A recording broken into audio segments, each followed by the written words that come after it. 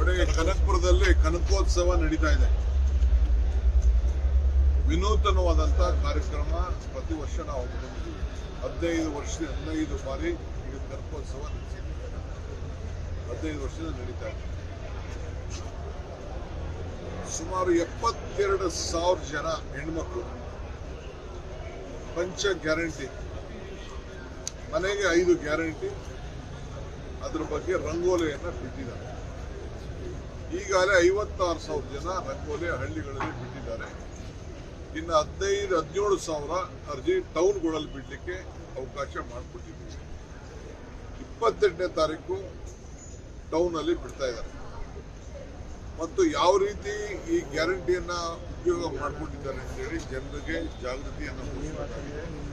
ಅವ್ರಿಗೆ ಮತ್ತೆ ನೆನಪು ಮಾಡಬೇಕಾಗಿದೆ. ನಾನು ನಮ್ಮ ಎಲ್ಲ ತಾಲೂಕು ಮಟ್ಟದ ಗ್ಯಾರಂಟಿ ಸಮಿತಿಯ ಅಧ್ಯಕ್ಷಗಳಿಗೆ, ಆ ಕಮಿಟಿ ಸದಸ್ಯರಿಗೆ, ಜಿಲ್ಲಾ ಮಟ್ಟದ ಅಧ್ಯಕ್ಷಗಳಿಗೆ ನಾನು ಈ ಕನಕೋತ್ಸವ ಸಮಾರಂಭಕ್ಕೆ ಆಹ್ವಾನ ಮಾಡ್ತಾ ಇದ್ದೀನಿ. ಕನಕಪುರಕ್ಕೆ ನೀವೇ ನಿಮ್ಮ ವಾಹನ ಮಾಡಿಕೊಂಡು ನೀವೇ ಬರಬೇಕು. ಊಟ ಸಿಗ್ತದೋ ಇಲ್ಲೋ, ನೀವು ಬಂದು ಯಾವ ರೀತಿ ಈ ಕಾರ್ಯಕ್ರಮ ಅಲ್ಲಿ ಮಾಡಿದ್ದೀವಿ ಇದನ್ನು ನೀವು ನೋಡಬೇಕು.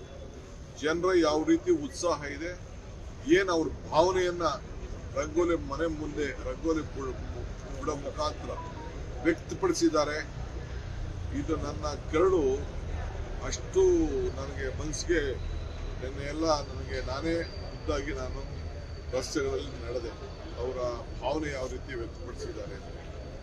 ಸೊ ಹಂಗೆ ನಾನು ಎಲ್ಲ ತಾಲೂಕಿನ ನಮ್ಮ ಗ್ಯಾರಂಟಿ ಸಮಿತಿ ಅಧ್ಯಕ್ಷರು ಮತ್ತು ಸದಸ್ಯರಿಗೆ ನಾನು ಪಕ್ಷದ ಅಧ್ಯಕ್ಷನಾಗಿ ಡೆಪ್ಟಿ ಚೀಫ್ ಮಿನಿಸ್ಟರ್ ಆಗಿ ನೀವು ಕನಕಪುರಕ್ಕೆ 28ನೇ ತಾರೀಕು ಟೌನಲ್ಲಿ ನಡೀತದೆ, ನೀವು ಬರಬೇಕು.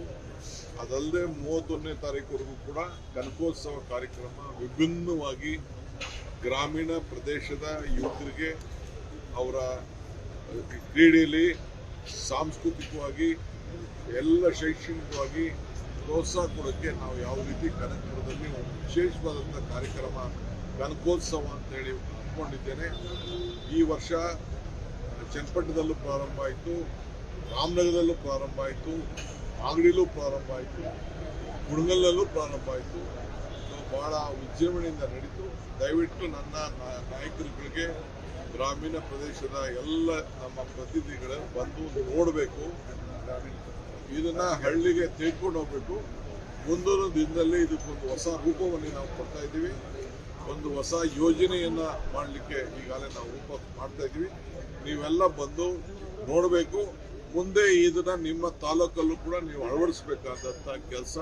ಅದಕ್ಕೋಸ್ಕರ ಫಸ್ಟ್ ನೀವು ಬಂದು ಕಣ್ಣಲ್ಲೇ ನೋಡಿ, ಸೀಯಿಂಗ್ ಇಸ್ ಬಿಲೀವಿಂಗ್. ಅದಕ್ಕೆ ನೀವು ಬರಬೇಕು ಅಂತೇಳಿ ನಾನು ಎಲ್ಲರಿಗೂ ನಾನು ಮನವಿ ಮಾಡ್ತೇನೆ.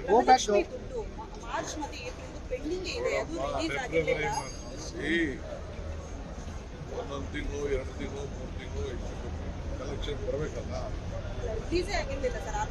ಏನ್ ತೊಂದರೆ ಇಲ್ಲ. ಈಗ ಬನ್ನಿ, ನೀವು ಫಸ್ಟ್ ಗೃಹಲಕ್ಷ್ಮಿಗೆ ಕೊಟ್ಟಿದ್ದೀವಿ, ನಾವು ಕೊಡ್ತಾ ಇದೀವಿ, ಬನ್ನಿ ಮಾತಾಡೋಣ.